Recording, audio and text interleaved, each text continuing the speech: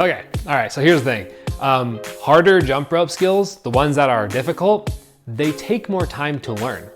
And I know that might seem a little bit oversimplistic, but it's important to point out because the path of our jump rope journey typically begins with having literally no idea what we're doing because we're beginners. And then we hit this phase of learning a lot of skills that are very similar to each other, or the difficulty level is very similar to one another. So we can learn things at a pretty even and steady rate.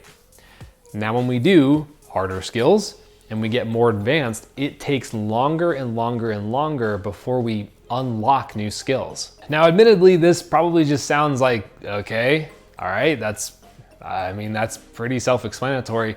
But the reason I'm bringing it up is because if you're really used to, if you get in the habit of being used to unlocking skills really quickly and you learn a lot, and then you hit this point where you can no longer do easy ones, you are now forced to level up, it can be very, very frustrating when all of a sudden, all of these skills start to take a lot longer to learn. And it's common that jumpers will then be kind of down themselves like, I'm not feeling it. I don't feel excited. I'm not learning. There's no longer that little euphoric moment of achievement that we are all used to, where it's like, oh, I just learned a new skill. This is awesome. Wow. Like, we know what that feels like and it's awesome, right?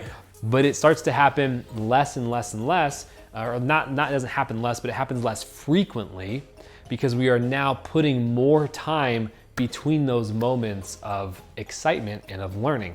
Now, this doesn't mean you're a worse jumper. It doesn't mean that jump rope then becomes boring.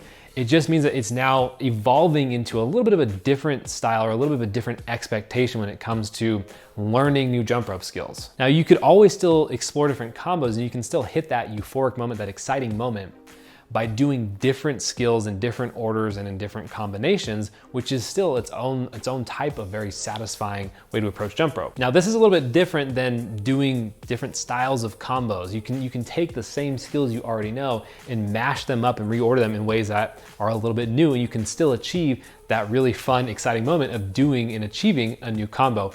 But it's a little bit different than learning a brand new skill, right? So there's these two different ways to kind of approach it, but what we're talking about right now is unlocking a brand new skill, doing a TJ for the first time, doing a double under frog for the first time, doing an elephant for the first time. When you start to level up and do harder and harder things, again, it just takes a little bit more time. I would really emphasize that you put different styles of jumping rope in between those moments of unlocking new skills.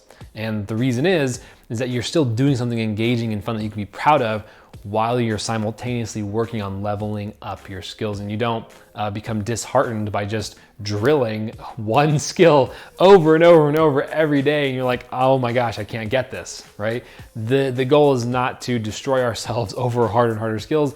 The goal is to build up our skill set and to build up all the options of ways we can explore jump rope. Yeah, that's it. That's all I got. I'm good on this one. I just wanted to put that out there because it's important, and it's just potentially a vulnerability to have a little bit less fun, and anything that makes us have less fun needs to be a little bit reworked or kind of remove, in terms of a mindset, let's remove that mindset of expecting a brand new skill every single day, because the more you do, the less frequent that happens. So that's it. Cool. I'll see you later.